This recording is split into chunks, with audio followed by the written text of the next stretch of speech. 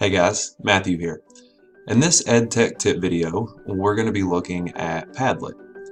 Padlet is an online collaborative bulletin board, is really the best way to describe it. So it's free, it's very quick and easy to use, and it's very versatile. There's a lot of different things that you can do with it. You can use it in online classes, traditional classes alike. So I wanted to go ahead and just do a quick video on Padlet for you and just show you what it is and some of the different ways you can use it in your classroom. So let's go ahead and take a look. Okay, so you just go to padlet.com to get started, and signing up is free. There is a paid version, as there usually is with these type things, but you can do pretty much anything you want to do for the most part with the free version.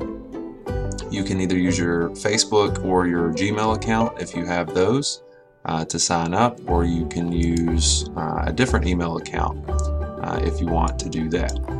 So let me go ahead and get logged into my account.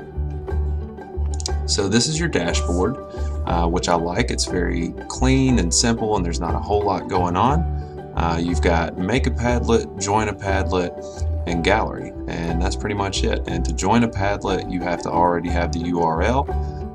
So not a whole lot of distractions going on here, just quick and easy. So before we get into making a Padlet, let's just look at the gallery and see what it's all about. A lot of these are going to be educational Padlets, and a lot of these are not. So this is just a place where you can go and kind of look and see what other people have done, how they've used Padlet, and kind of get some ideas.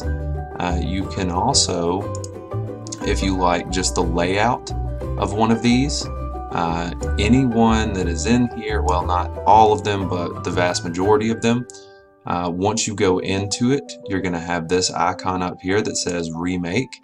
So you can actually take this Padlet and make a copy of it. You can even copy all the posts that are included in the Padlet if you'd like, and then use that kind of as a template, as a starting point for when you're making your Padlet. Just, you know, be cognizant of copyright issues and things of that nature. So, you know, use the design and use the idea, but don't steal people's words.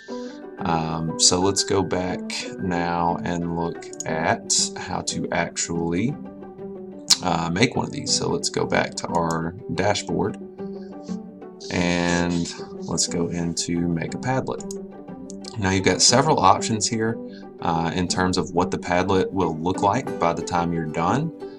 You've got the wall, the grid, and the shelf options are all very similar. You can see they're all kind of very orderly and in rows and columns. The canvas is much more freeform. You can actually insert these arrows here to make connections, kind of almost like a concept map type of deal there. The stream is kind of like what you would see on your Facebook or Twitter homepage, kind of that kind of idea.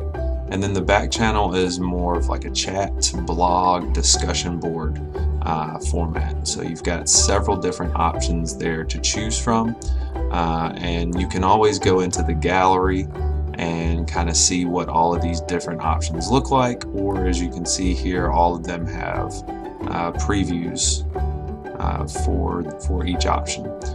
Let's just do the wall preview for the purposes of this video.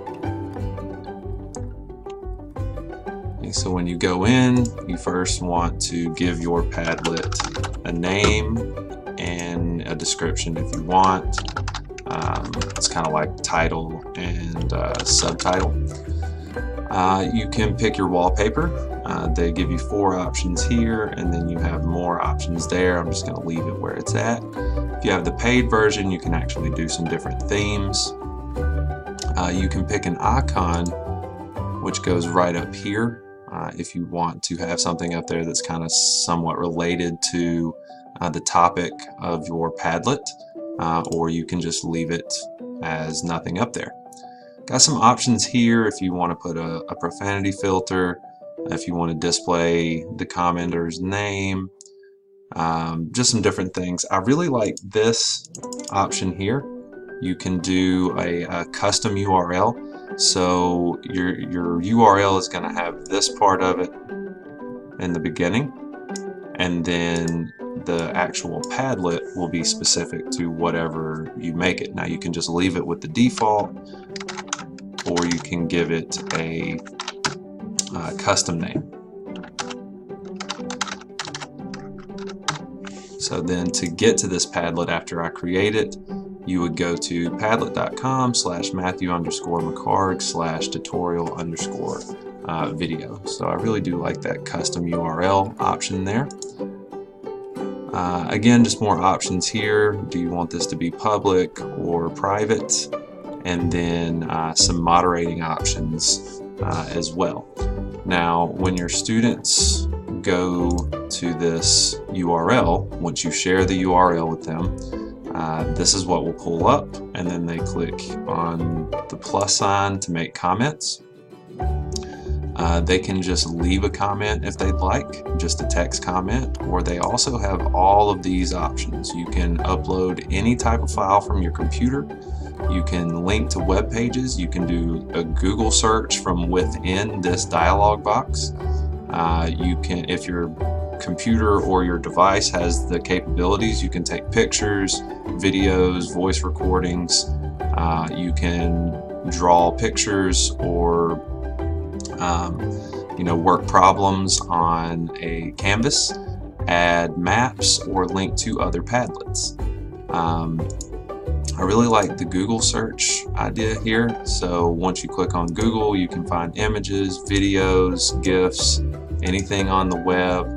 I'll just do a quick one here for Northwest-Shoals, and I can click on that link, and now my link with a little picture of it has been posted to the Padlet. So this is Padlet, guys. Like I said, very quick and easy. It's free and very versatile in terms of how you can use this in some different ways in your classroom. I'm up close to 8 minutes in time now, so I'm going to go ahead and sign off here. Hope everybody has a wonderful spring break, and until next time, I will see you later.